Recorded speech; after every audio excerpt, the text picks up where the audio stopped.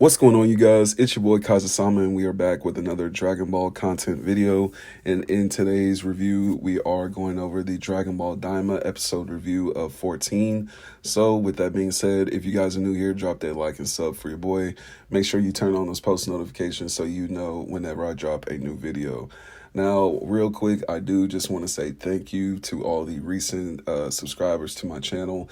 It does mean a lot, going into the new year, really with like a better, footholding than what I had last year.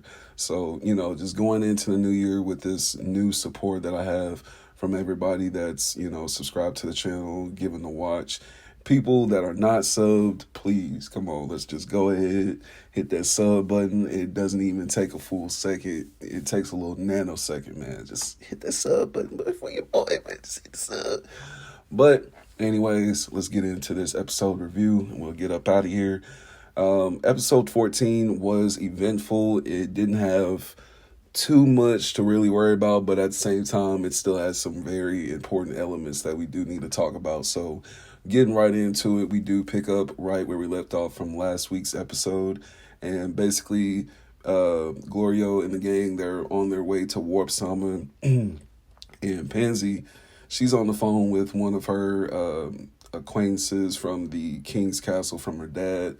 And she's just basically notifying them that they are on their way to Demon World 1 with the Dragon Balls. And he tells her that her dad is in the Demon World 1 trying to steal a plane. So will we see him in Demon World 1 in these future episodes? More than likely so. I feel like they are, they're going to give him more than just one or two episodes. We're definitely going to see him within the future. In that sense, he could be lending them a plane to get out of there or something like that. We don't really know for sure, but I definitely feel like we're going to see him within the future episodes. But pretty much they're just flying on their way to Warp Sama, and within the next scene, we basically get Goma and Degasu talking about how they're actually going to stop Goku and the gang if they are, if they were to come through to Demon World 1. And in this next scene, we basically get, I never in a million years thought we were really going to see this again, but we basically see a new rendition of the Ginyu Force, and it's basically Goma's version, and they're called the Ginyu Marie Force or something like that. And they're, like I said, they're basically just the Demon World equivalent of the Ginyu Force. Nothing to really take too serious. I feel like within the future episodes, they're going to give them more screen time, but it's not going to be that long to where it takes up valuable screen time, for what really matters, going into this final half of the arc. So I definitely feel like Goku and Vegeta and the gang, they're probably going to, encounter them once and they're going to quickly dispose of them. And then Goma, he's just going to be thinking, he's going to be trying to think of something, off the dome plan, and we'll more than likely see Dr. Orensu and her plans kind of, start to drip in there, and we basically start to see the collision of all these, different plans coming together as one. So we're definitely going to see a big buildup within these final episodes, and how they're really going about with the pacing and how they really include everything, into one episode. I feel like we're going to see a good pacing going, finishing out this final half of the arc. Now, we do see the Goma, he tells the Ginyu Marie Force, about Goku and the gang, and he tells them that they're kids, but they're still adults, basically. There's adults in kids' bodies. And for some reason, they do not take him serious at all. Like, they really think him and Degasu are literally just, like, joking.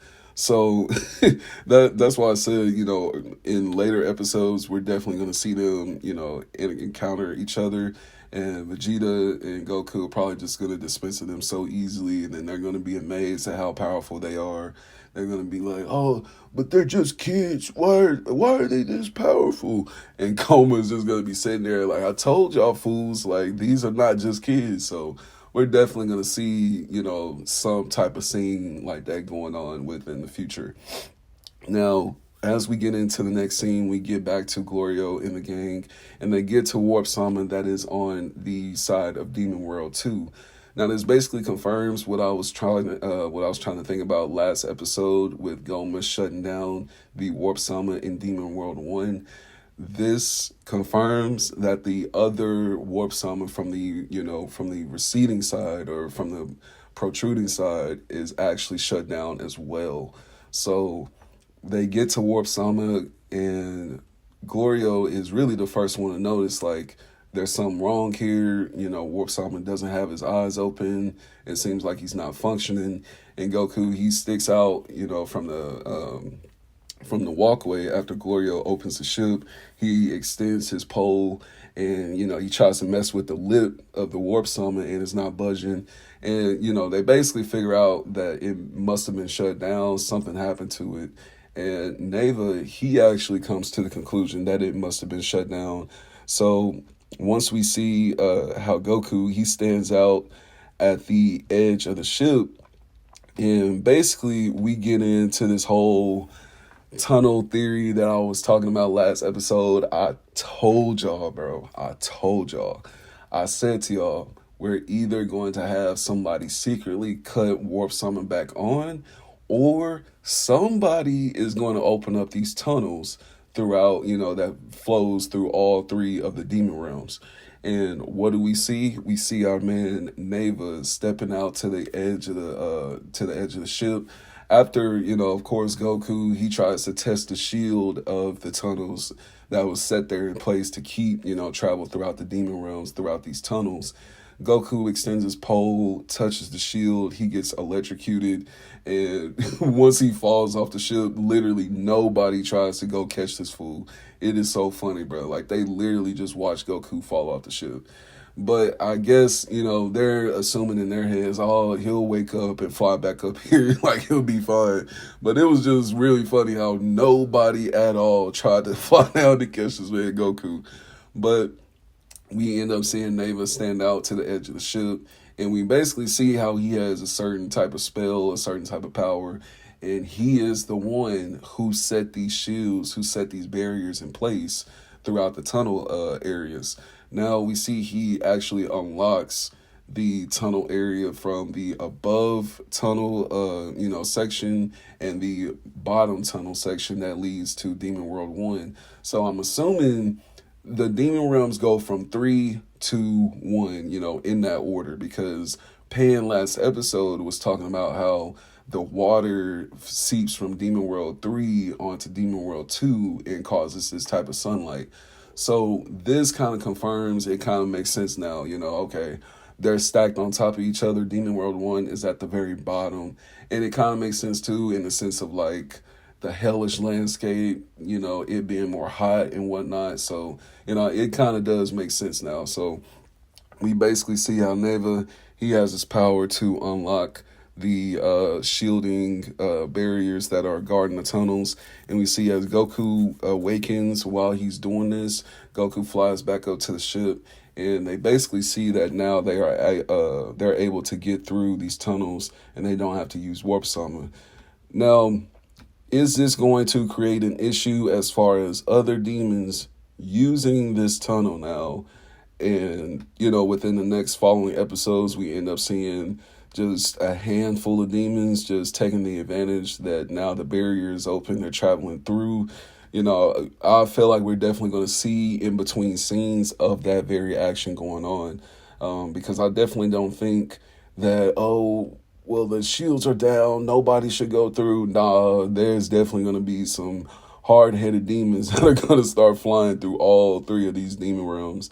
Now, will Neva put these shields back up? More than likely he will, but it won't be till like, a little bit later, at least till they cross through. Because we never really know. Within the next episode, Neva could actually end up just closing the shields back up towards the beginning of the episode, so that very chaos doesn't unfold.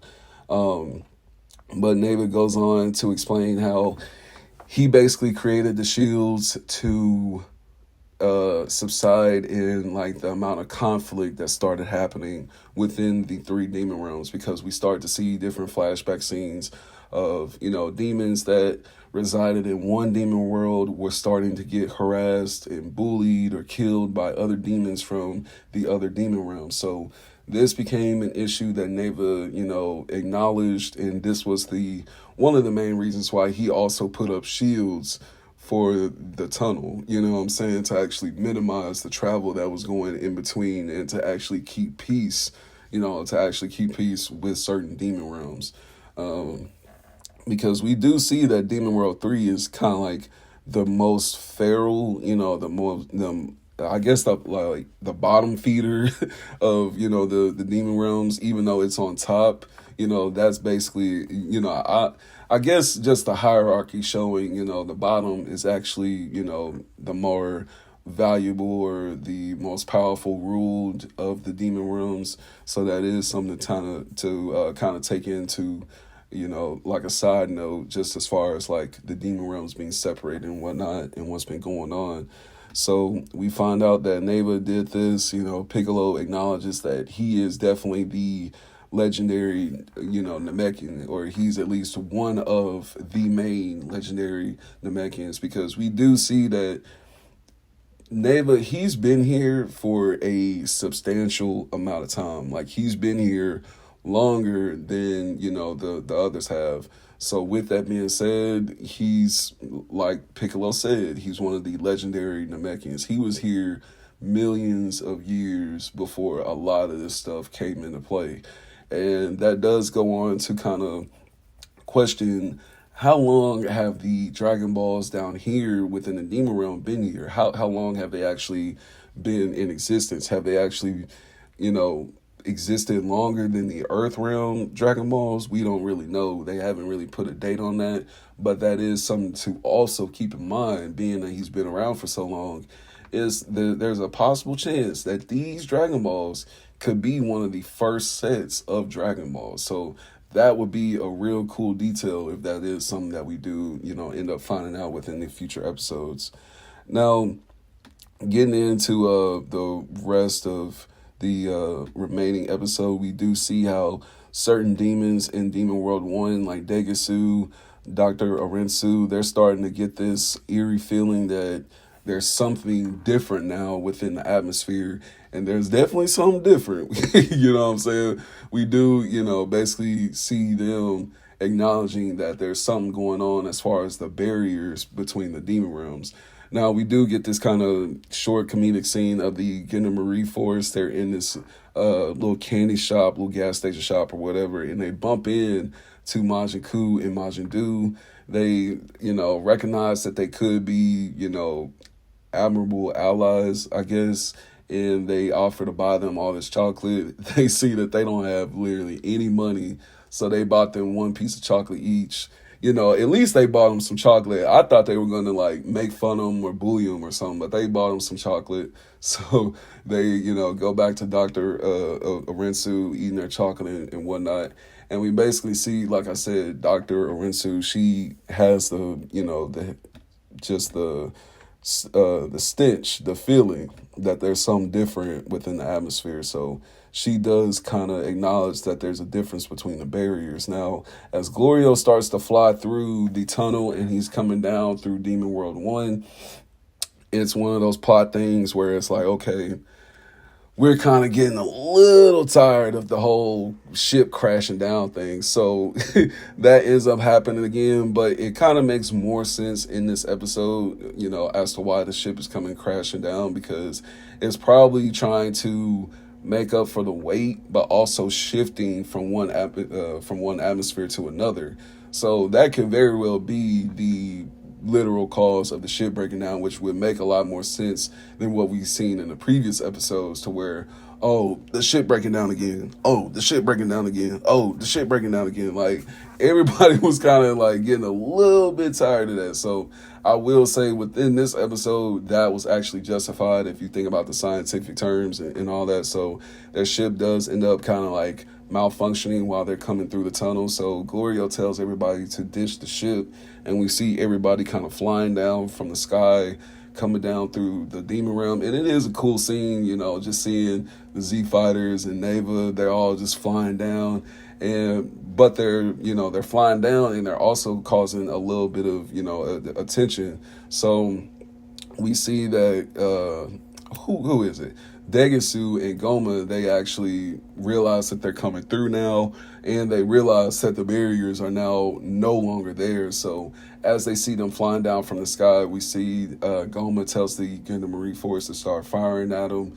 They start firing, and at this point, they're running from Goma's army leading into the next episode. So with that being said, like I said, we did get some kind of like filler moments within this episode, but we did get some important things that we need to kind of pay attention to, kind of just take side notes for future episodes.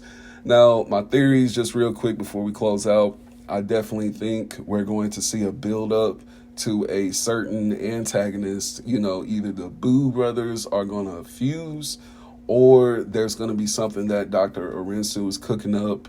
Maybe she's cooking up some things with Degasu, in the shadows that Goma has not been actually aware to, something that we probably haven't even seen either. Maybe Degasu has been, talking to Dr. Orensu behind scenes. We really don't know, but there's a lot of theories just kind of floating around right now. And your boy Vegito, he's coming.